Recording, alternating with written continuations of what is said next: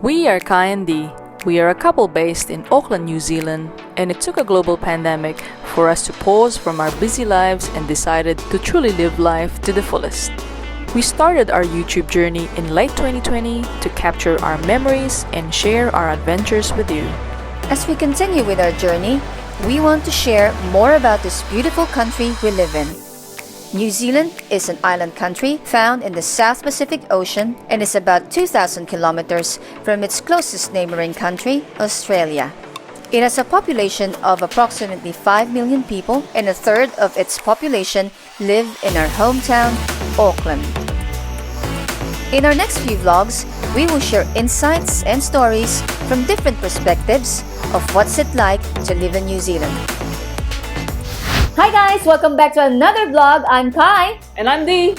So in today's vlog, we will be answering a question that a lot of our viewers have asked us. And ano yun? What's it like to live in New Zealand? So para po sa mga nagbabalak mag-migrate dito sa New Zealand, pagkatapos ng pandemic, we're hopeful that this vlog will give you insight on the life here in New Zealand and help you with your decision-making processes. So we will be doing a series of vlogs to answer this question. And how are we going to be doing that? Yeah, we'll be inviting a few guests who have generously offered their time to answer these Thanks, questions. guys. Salamat, guys, in advance.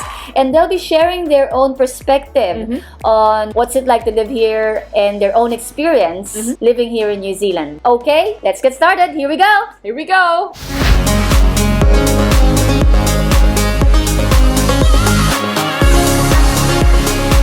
Alright guys, we've got our first guest on our vlog series of what it's like to live in New Zealand. We have our Long-time friend. Wow, sorry guys, kinonfirm ko, friend pala namin.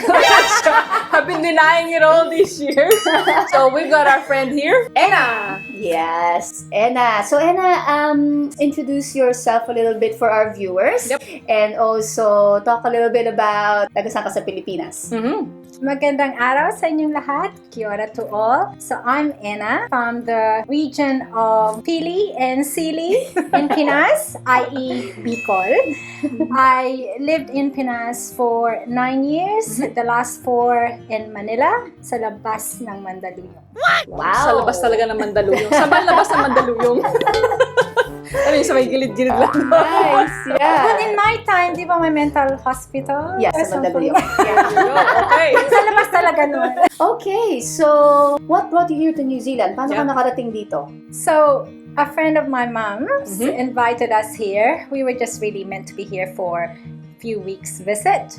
But of course, she fell in love with the place, and that was it, really the start of our long, tough journey. And Wow. Tough talaga. Parang, tough but rewarding. Iyak na kami dito. Kailangan ng tissues.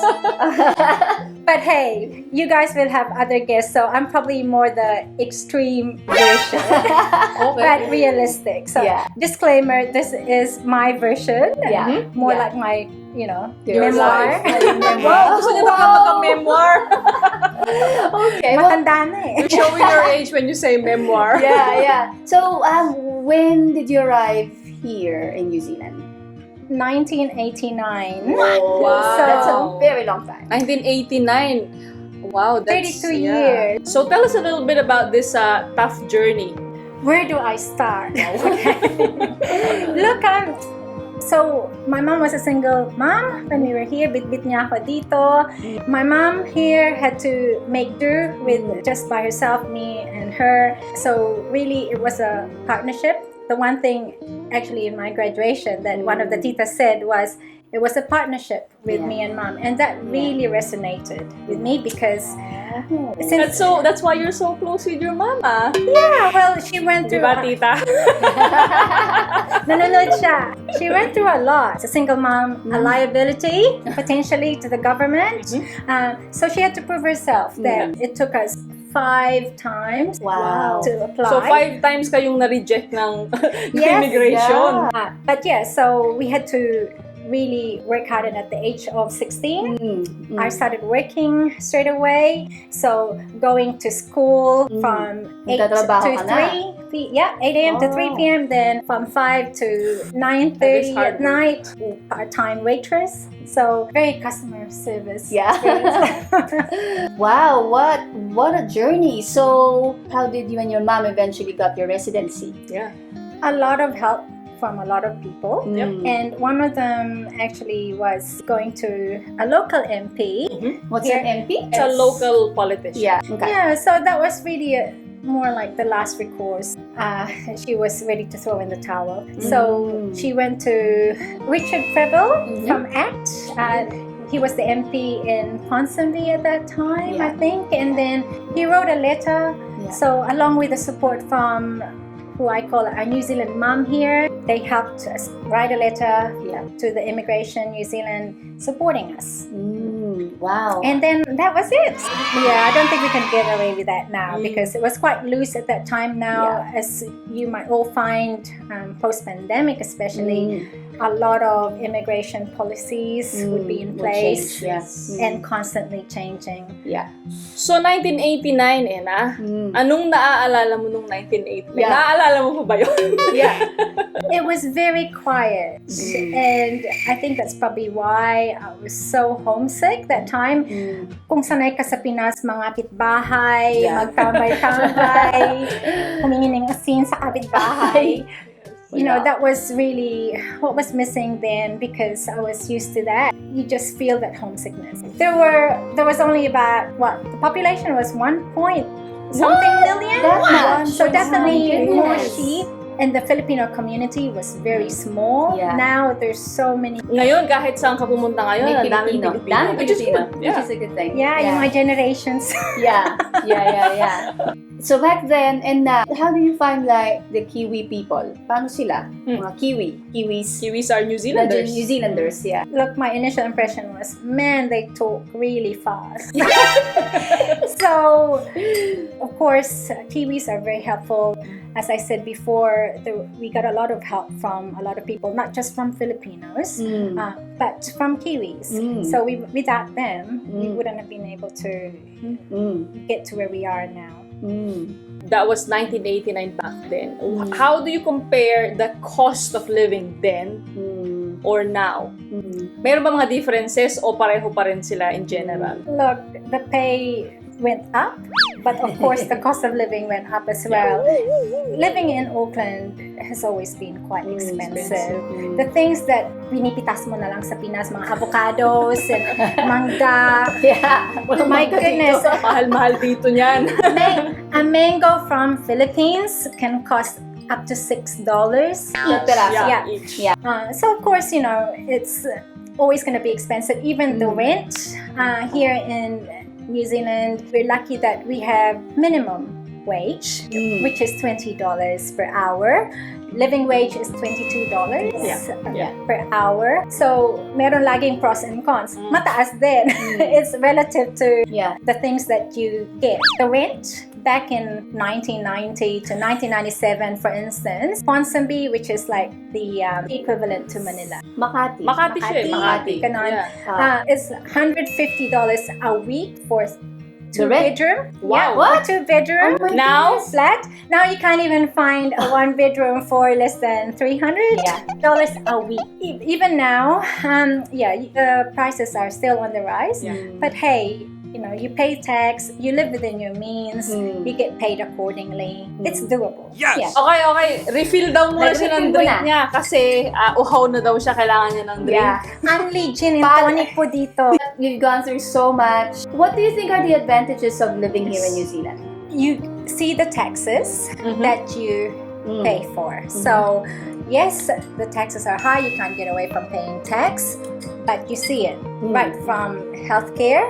It's free if you're a New Zealand citizen and permanent resident. And look, they do prioritize it based on the urgency and the nature of your illness, but you will get looked at. And if your child is, from 1 to up to 18 years, 18 now. Wow. they have free dental. Wow. They have free dental. So I missed that. You would when you start paying what $100 per cleaning. Yeah. And of course, when you get to university, in my experience, I still remember that day when I queued up. Yes, I queued up. Online na ngayon. So you're showing your age for saying you queued up? Uni is equivalent of college. So you queued up. What did you queue up For enrollment day. Back in the day.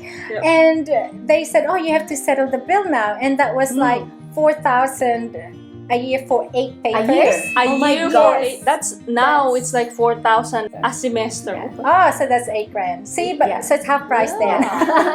And I was queuing up, and they said, "Oh, you have to settle the bill." I was like, "How do I do that?" Oh, you go to the other queue and just sign up for a student loan. And I'm like, oh, what do I need? Oh, well, you're on the system already, and they have it all there in the system that you're PR or a citizen. So it's automatic. So I left there feeling so proud that I enrolled myself without any cent. And that student loan for the life of the loan was free interest, thanks to Labor government. Yeah, that's a really good thing about here. Like, if you gusto mo mag-aral ng degree, pwede ka mangutang. And then interest-free. Yeah, so that's really a key advantage dito. Ano pa? Yeah, and look, beaches, the nature here. Yeah. I'm sure lahat kayo narinig nyo na New Zealand is pure and green. It's just sheer natural. And of course, the regional parks. In your vlog, yes, right? watch our vlog. It's one of the best in the world. Check it out. Yeah, the best of New Zealand nature. And that's where all the taxpayers' money, you know, you can see it right there. You can check out our beaches vlog as well. Check it out. Lahat yun libre, walang entrance fee. Any advice for our fellow Filipinos who are applying for jobs or looking to come here thinking and that's about your jobs? expertise? That's right. Yeah, because you work in recruitment, you might as well give us advice. Look, I'm not gonna lie, especially with the COVID, it's been fiercely competitive. What I would advise is be confident with your skills and don't feel you're inferior or be overly polite. A lot of times I cringe when I talk to Pinoys on the other line, and I know it's Pinoy. Even not looking at your name, because they will always say ma'am. Yes, ma'am. No, ma'am. No, ma'am. No, no sirs here. Even the CE, chief executive, you call them by your first name. You may call the teachers here Mrs. Miss, Mr. But that's it. That's as far as it goes. And just touching on equal treatment, work-wise, you'll find that there's a big drive around gender tick, rainbow tick. So there's really, no discrimination here. Equal employment opportunities. Equal employment opportunities. That's right. So the ads will talk about customer service, helping you to be successful. Whereas, some of the ads I find in Pinas talk about height, physical appearance. And I'm like, what's that got to do with being able to do the job? You're not allowed to ask for specifics about a person that could discriminate them. Like, you can't be asking for maybe a forklift driver to be male only. You're not allowed to actually state that on the ad. Maybe there would be some unconscious bias in there, but you are not allowed to put that on the ad. Or if you're like in your childbearing age, you can't ask people if you're gonna have a child soon. You're not allowed. So so it's equal opportunity. I did talk about having a tough life, but it really teaches you, to become practical. Growing up here in New Zealand has taught me to be practical.